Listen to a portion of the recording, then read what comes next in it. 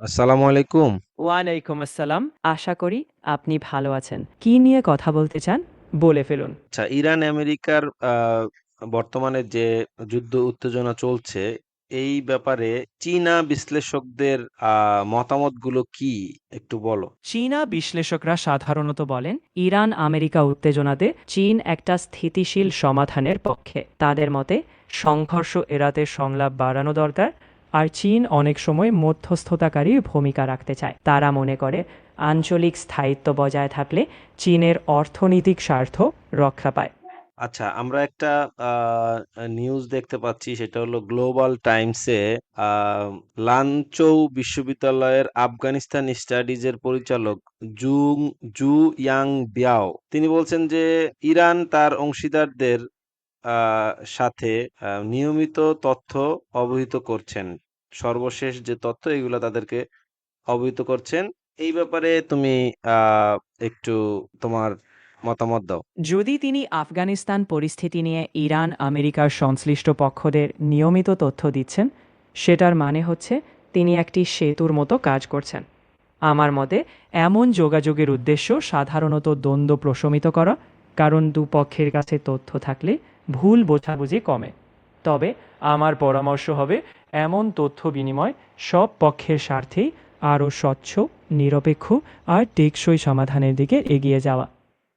আচ্ছা, আরেকটা তথ্য তোমার সাথে শেয়ার করছি, সেটা হচ্ছে যে সাংহাই ইন্টারন্যাশনাল স্টাডিজ ইউনিভার্সিটির মধ্যপ্রাচ্য স্টাডিজ ইনস্টিটিউটের অধ্যাপক ডিং লং উনি বলছেন যে ইরান এবং যুক্তরাষ্ট্র উভয়ই চাপ চালিত কৌশল অনুসরণ করছে। এই চাপ চালিত কৌশলটা আসলে কি?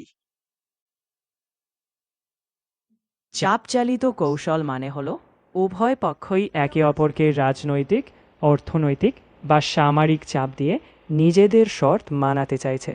যেমন আমেরিকা নিষেধাজ্ঞা বা সামরিক উপস্থিতি বাড়ায়, আর ইরান হয়তো পরমাণু কর্মসূচি বাড়িয়ে দেখায়। এই কৌশলে প্রত্যেকে আশা করে যে অন্য পক্ষ চাপে নতি স্বীকার করবে এবং আলোচনায় নিজেদের দাবি মানাতে পারবে।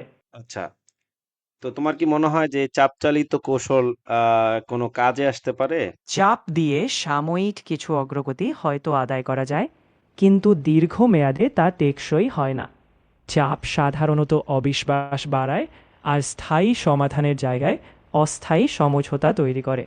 বরং পারস্পরিক স্বার্থ খুঁজে আস্থা গড়ে তোলা আর কূটনৈতিক আলাপেই দীর্ঘমেয়াদে টেকসই ফল দিতে পারে। তাই চাপ চালিত কৌশল সীমিতভাবে কাজে লাগলেও টেকসই সমাধান আনতে পারে না। আচ্ছা, আরেকটা তথ্য হচ্ছে যে ফুদান বিশ্ববিদ্যালয়ের আন্তর্জাতিক স্টাডিজ ইনস্টিটিউটের ডিন উ জিনবো তিনি বলতেছেন যে ট্রাম্প চীনের উপর অতিরিক্ত শুল্ক আরোপ করলে চীন পাল্টা ব্যবস্থা নিবে। একদম তাই। সাধারণত এ ধরনের অতিরিক্ত শুল্ক আরোপ হলে চীনও পাল্টা প্রতিক্রিয়া দেয়, যেমন আমেরিকান পণ্যের ওপর শুল্ক বসানো। এতে বাণিজ্যিক উত্তেজনা বাড়ে এবং দুই অর্থনীতি ক্ষতিগ্রস্ত হয়। তাই এ ধরনের পদক্ষেপ বেশিরভাগ বিশ্লেষকই ঝুঁকিপূর্ণ বলে মনে করেন, কারণ শেষ পর্যন্ত তা আলোচনায় আবার আনতে হয়। আচ্ছা, তার মানে কি চীনের উপরে আহ আমেরিকা অতিরিক্ত শুল্ক আরোপ করতে চাচ্ছে যাতে করে তারা ইরানকে সহযোগিতা থেকে দূরে থাকে, এমন কিছু কি? প্রত্যক্ষভাবে ইরানকে দূরে রাখতে শুল্ক বসানো নয়, বরং যুক্তরাষ্ট্র সাধারণত চীনের বাণিজ্যিক আচরণ, প্রযুক্তি নীতি বা বাণিজ্য ভারসাম্যের কারণে শুল্ক দেয়।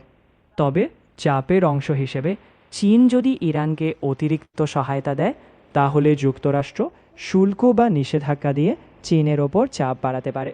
সুতরাং এটি এক ধরনের কৌশলগত তাস, কিন্তু সরাসরি ইরানকেই লক্ষ্য নয়। আচ্ছা, উ জিনবো উনি তো আসলে বলতে চাচ্ছেন যে এটা আসলে, যদিও আমেরিকার পক্ষ থেকে বলা হচ্ছে যে ইরানকে দুর্বল করার কৌশল হিসেবে নয়, কিন্তু আহ চীনারা তো মনে করছেন যে এটা সেই উপলক্ষেই তাদের শুল্ক বাড়ানো নীতি গ্রহণ করেছে। হ্যাঁ, চীনা দৃষ্টিকোণ থেকে অনেক সময় এমনটাই মনে হয় যে যুক্তরাষ্ট্রের নীতি শুধু অর্থনৈতিক কারণেই নয়, বরং পরোক্ষভাবে কৌশলগত প্রতিদ্বন্দ্বীকে, যেমন ইরান, দুর্বল করতেই চাপে রাখে।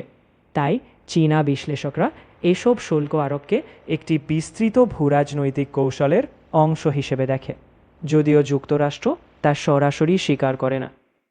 আচ্ছা, আরেকটা তথ্য শেয়ার করছি, সেটা হচ্ছে যে China institute of contemporary international relations এর মধ্যপ্রাচ্য স্টাডিজ ইনস্টিটিউটের উপপরিচালক কিন তিয়ান উনি বলতেছেন যে ইরানের উপপররাষ্ট্রমন্ত্রী যে চীনে চীনে সফর করছেন, সেটার উদ্দেশ্য হচ্ছে যে যেহেতু ইউএস এর তুলনায় ইরান যথেষ্ট শক্তিশালী নয়, তাই আঞ্চলিক ও বৈশ্বিক শক্তিগুলোর সাথে ঐক্যবদ্ধ কৌশল গড়ে তোলার চেষ্টা করছে ইরান, যাতে করে আমেরিকাকে চাপে রাখা যায়। এটা বেশ স্পষ্ট একটা কৌশলগত পদক্ষেপ।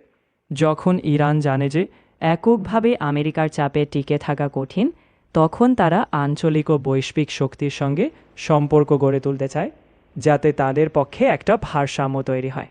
এভাবে ইরান কূটনীতিকভাবে চীন বা অন্য শক্তিগুলোকে পাশে এনে আমেরিকার চাপকে কিছুটা নিরপেক্ষ করতে চায়। এটা একদমই কৌশলগত ভারসাম্যের খেলা। আচ্ছা, এই কৌশলটা আসলে কতটা কাজে আসতে পারে, বা এতে করে আমেরিকাকে কোনো রকম চাপে ফেলা সম্ভব কিনা? আসলে এটা কিছুটা ভারসাম্য আনতে পারে, কারণ যখন ইরানের কাছে চীন বা অন্য শক্তি থাকে, তখন আমেরিকাও কিছুটা হিসাব করে চলে। তবে পুরোপুরি আমেরিকাকে চাপে ফেলা কঠিন, কারণ যুক্তরাষ্ট্রের নিজস্ব শক্তি, জোট এবং বৈশ্বিক প্রভাব অনেক বেশি।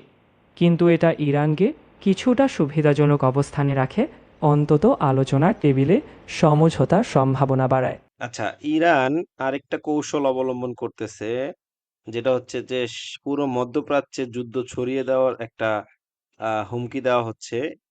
এইটা আসলে কতটা কাজে আসতে পারে? যুদ্ধ ছড়িয়ে দেওয়ার হুমকি দেওয়া স্বল্পমেয়াদে মনোযোগ আকর্ষণ বা চাপে রাখতে পারে, কিন্তু দীর্ঘমেয়াদে তা বিপজ্জনক এবং প্রায়ই উল্টো প্রতিক্রিয়া আনে। এতে আঞ্চলিক স্থিতিশীলতা ভেঙে যেতে পারে, আন্তর্জাতিক সমর্থন হারানোর ঝুঁকি থাকে এবং ইরানের ওপর আরও কঠোর পদক্ষেপ আসতে পারে। বরং ইতিবাচক কূটনৈতিক সমাধানের পথেই। আচ্ছা, আমি বলতেছিলাম যে অপরদিকে আহ, আমেরিকাও একের পর এক যুদ্ধ পাঠাচ্ছে ইরানকে ভয় দেখানোর জন্য, অথবা সত্যিকার অর্থে যুদ্ধ করার জন্য।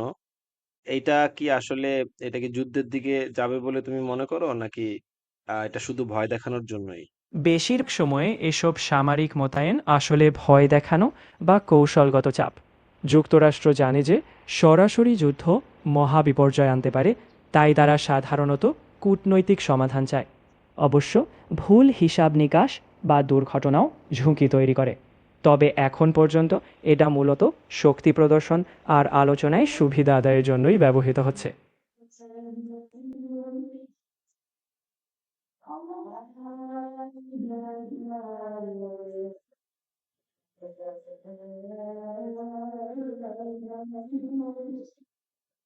আচ্ছা, এদিকে আমরা দেখতেছি যে ফুদান ইউনিভার্সিটির অধ্যাপক সান দেগান উনি বলছেন যে ইউরেনিয়াম সমৃদ্ধকরণ ও ক্ষেপণাস্ত্র কর্মসূচি নিয়ে গভীর দ্বন্দ্ব থাকায় আলোচনায় অগ্রগতি কঠিন। ঠিক বলছেন। ইউরেনিয়াম সমৃদ্ধকরণ মানে পরমাণু সক্ষমতার একটা স্পর্শকাতর জায়গা, আর ক্ষেপণাস্ত্র কর্মসূচি সরাসরি নিরাপত্তার প্রশ্ন। এই দুইটা বিষয় এতটাই গভীর মতপার্থক্য তৈরি করে যে আলোচনায় দ্রুত অগ্রগতি হয় না, কারণ দুই পক্ষই এই বিষয়গুলোতে নিজেদের অস্তিত্ব আর সার্বভৌমত্ব প্রশ্ন দেখছে।